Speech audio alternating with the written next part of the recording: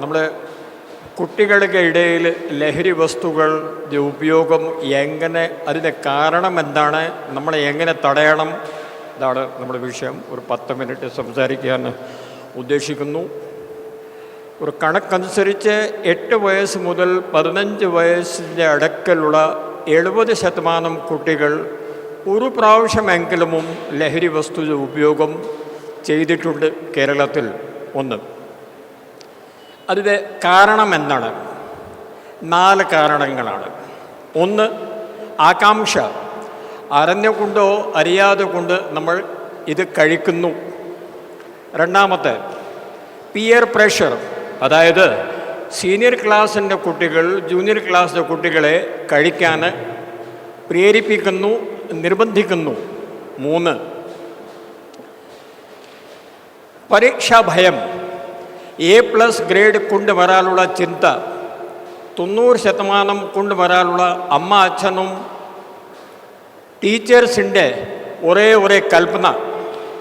ഇതൊക്കെയാണ് കുട്ടികളെ ലഹരി വസ്തുക്കൾ കഴിക്കാൻ പ്രേരിപ്പിക്കുന്നത്. കാരണം എല്ലാ കുട്ടികൾക്ക് A+ ഗ്രേഡ് കൊണ്ടുവരാൻ പറ്റില്ല. പക്ഷെ അവരുടെ അമ്മ അച്ഛന് A+ ഗ്രേഡ് കൊണ്ടുവരാൻ പറഞ്ഞു, ടീച്ചർ പറഞ്ഞു, എനിക്ക് കൊണ്ട് ആവില്ല, ഞാൻ എന്തു ചെയ്യണം? ഈ കുട്ടിയുടെ മേലിൽ സമ്മർദ്ദം, പിരിമുറുക്കം, സ്ട്രെസ്, ടെൻഷൻ ഇങ്ങനെ കൂടി പോകുന്നു. നിവൃത്തിയില്ലാതെ കുട്ടി ലഹരി വസ്തുവിൻ്റെ ഉപയോഗം ചെയ്യുന്നു. 4, ബോറടി. മിക്കവാറും കുട്ടികൾക്ക് സ്കൂളിൽ നിന്ന് 2 മണി സ്കൂളിൽ നിന്ന് ഉച്ചയ്ക്ക് വന്ന ശേഷം ചെയ്യാനൊന്നുമില്ല. കേരളത്തിൻ്റെ പൊതുവെ ഒരു അവസ്ഥ നോക്കിയാൽ കുട്ടികൾ വൈകുന്നേരം കളിക്കാൻ പോകുന്നില്ല, അവർ ജിമ്മിൽ പോകുന്നില്ല. നേരത്തെ സൈക്കിളൊക്കെ ചവിട്ടുകയായിരുന്നു, ഒരു കുട്ടിയും സൈക്കിൾ ചവിട്ടുന്നില്ല. ചുരുക്കത്തിൽ പറഞ്ഞാൽ അവർക്ക് വേറെ ഒന്നും ചെയ്യാനില്ല. അപ്പോൾ ആ സമയത്തിലാണ് അവർ മൊബൈൽ ഫോൺ കൂടുതൽ ഉപയോഗിക്കുക. പിന്നെ ലഹരി വസ്തുക്കൾ എങ്ങനെ കഴിക്കുക അതിനെ സംബന്ധിച്ച് ഒരു മറ്റ് സുഹൃത്തുക്കളോട് സംസാരിച്ച് ഇരിക്കുക. അതിൻ്റെ ലക്ഷണങ്ങൾ, കുട്ടി വേറെ ആളോടും ഇതിൻ്റെ ഉപയോഗം കുട്ടി തുടങ്ങിയേ ഇരിക്കട്ടെ, അതിൽ കുറേ ലക്ഷണങ്ങളുണ്ട്, അത് ശ്രദ്ധിക്കണം. കുട്ടി വീട്ടിൽ വന്നാൽ ആരോടും സംസാരിക്കില്ല, ഒറ്റയ്ക്ക് മുറിയിലേ ഇരിക്കും, ചിലപ്പോൾ മുറി അകത്ത് നിന്ന് പൂട്ടിയിട്ട് ഇരിക്കും. എല്ലാ ആളുകളും ഉറങ്ങിയാലും അമ്മ അച്ഛൻ ഉറങ്ങിയാലും കുട്ടി ഉറങ്ങുന്നില്ല. ക്ലാസ്സിൽ വന്നാലും കുട്ടി ടീച്ചറിനോട് കുട്ടി മൈൻഡ് ചെയ്യുന്നില്ല. കുട്ടിയുടെ ഗ്രേഡ് പെട്ടെന്ന് താഴത്തിലേക്ക് പോയിക്കൊണ്ടിരിക്കുന്നു. ഇതൊക്കെയാണ് ഏതൊരു അമ്മ ആയാലും ഏത് ടീച്ചറായാലും അവർക്ക് തിരിച്ച് മനസ്സിലാക്കാൻ പറ്റും. ഇതാണ് ലക്ഷണങ്ങൾ. 5 സ്റ്റേജുണ്ട്. ആദ്യത്തെ സ്റ്റേജ്, കുട്ടി അറിഞ്ഞുകൊണ്ടോ അറിയാതെ കൊണ്ട് കഴിച്ചു. സ്റ്റേജ് നമ്പർ 1, 2, ഇഷ്ടപ്പെട്ടു, അതിൻ്റെ ലഹരി വസ്തുവിൻ്റെ സ്വാദം ഇഷ്ടപ്പെട്ടു. നമ്പർ 3, എല്ലാ ദിവസം വേണം. 4, കിട്ടിയില്ലെങ്കിൽ വെപ്രാളം, ബഹളമുണ്ടാക്കുന്നു, അമ്മയെ തല്ലുന്നു, പൈസ കിട്ടിയേ മതിയാവൂ. 5, കുട്ടി ഇതിൻ്റെ എടിമായി പോയി, ഇനിയും ഒന്നും ചെയ്യാനില്ല, ഒരു ദിവസം കുട്ടി മരിച്ചിരിക്കും. എന്ത് ചെയ്യുക? കുട്ടികളുടെ ഈ ലഹരി വസ്തുവിൻ്റെ ഉപയോഗം നിർത്താൻ നമ്മൾ എന്ത് ചെയ്യണം?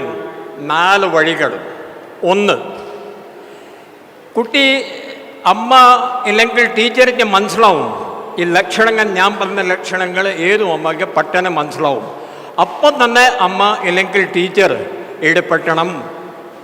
കുട്ടിയെ വിളിച്ച് ചോദിക്കണം, ഇയാൾ എന്തെങ്കിലും കഴിക്കാൻ തുടങ്ങിയിട്ടുണ്ടോ? ആരാണ് ഇത്? നിങ്ങളുടെ സുഹൃത്തുക്കൾ ആരൊക്കെയാണ്? ആ രീതിയിൽ കുട്ടിയെ കാര്യങ്ങൾ പറഞ്ഞു കൊടുക്കണം. കുട്ടി മനസ്സിലാക്കുകയാണെങ്കിൽ നല്ലത്. 2, കുട്ടി പറഞ്ഞ കാര്യം മനസ്സിലായില്ലെങ്കിൽ കുട്ടിയെ കൗൺസിലറിൻ്റെ അടുത്ത് കൊണ്ടുപോകണം. ഇപ്പം മിക്കവാറും എല്ലാ സ്കൂളുകളിലെ കൗൺസിലറുണ്ട്. കൗൺസിലറെ ഇടപെട്ടാൻ പറയണം. ഇല്ലെങ്കിൽ പ്രൈവറ്റായിട്ട് കൗൺസിലറെ കാണിക്കണം. നമ്പർ 3, അതും ശരിയായില്ലെങ്കിൽ സൈക്കാട്രിസ്റ്റ് ഡോക്ടറെ കാണിക്കുക. ഡോക്ടർമാർ ഗുളി കൊടുത്തിട്ട് ആൻറ്റി ഡിപ്രസൻറ്റ് ലഹരി വസ്തു ഉപയോഗിക്കാതെ ഇരിക്കാൻ വേണ്ടി മാർക്കറ്റിൽ ഇപ്പോൾ ഗുളികളുണ്ട്. അത് ഉപയോഗിച്ചിട്ട് അത് കുറയ്ക്കാൻ ശ്രമിക്കും. 4, ഒന്നും നടന്നില്ലെങ്കിൽ ഡി അഡിക്ഷൻ സെൻറ്ററിൽ കൊണ്ടുപോയി കുട്ടിയെ അവിടെ കടത്തുക. 7 ദിവസമോ 14 ദിവസമോ 21 ദിവസമോ 1 മാസമോ അമ്മ അച്ഛൻ കുട്ടിയെ അടുത്ത് ഇരുന്ന് കുട്ടിയെ അവിടെ ചികിത്സിപ്പിച്ചാലേ മതിയാവൂ. എല്ലാ ജില്ലകളിൽ കേരളത്തിൽ സർക്കാരിൻ്റെ കീഴിൽ ലഹരി വസ്തു സർക്കാരിൻ്റെ കീഴിൽ ഡി അഡിക്ഷൻ സെൻറ്റർ ഉണ്ട്.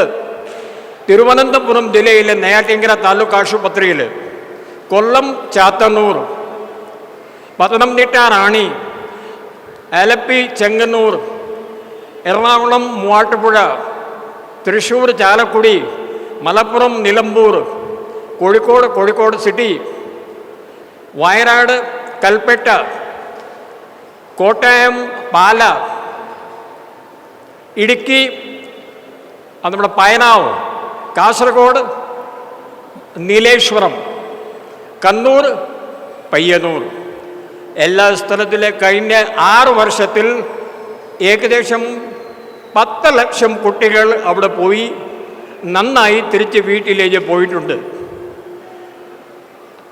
പറയാൻ പറയുന്നത്, കുട്ടി എന്തോ ഒരു കുഴപ്പത്തിൽ ചാടിയിട്ടുണ്ട് കണ്ടിട്ട് അമ്മയോ അല്ലെങ്കിൽ ടീച്ചറിച്ച് മിണ്ടാതെ ഇരിക്കാൻ പാടില്ല. അവർ എത്രയും പെട്ടെന്ന് പ്രവർത്തിക്കണം. അവസാനത്തെ ലഹരി വസ്തുക്കൾ 5 രീതിയിലാണ് കുറ്റമാവുന്നത്. 1, ഉൽപാദനം. 2, ഉപയോഗം. 3, വിൽപ്പന. 4, പ്രേരണ. 5, വിതരണം. ഇത് നിങ്ങൾ എവിടെയെങ്കിലും കണ്ടാൽ അതിന് 2 നമ്പർ ഞാൻ തരാം. ആ നമ്പറിൽ വിളിച്ചാൽ നടപടി ഉണ്ടാവും. ഒന്നാമത്തെ നമ്പർ 94417800. ഒരിക്കൽ കൂടി പറയാം, 94417800. ഇത് എക്സൈസിൻ്റെ നമ്പറാണ്, excise control room, Kerala police control റൂമിൻ്റെ നമ്പറാണ്. 9996666666. 9996666666. ഇത്രയും കാര്യങ്ങൾ പറഞ്ഞ് നിന്ന് നിർത്തുന്നു. ഞാൻ പറഞ്ഞ കാര്യങ്ങൾ കൊണ്ട് എന്തെങ്കിലും ഗുണം ഉണ്ടാവും അത് കരുതി അത് ഞാൻ വിശ്വസിക്കുന്നു. ജയ് ഹിന്ദ്.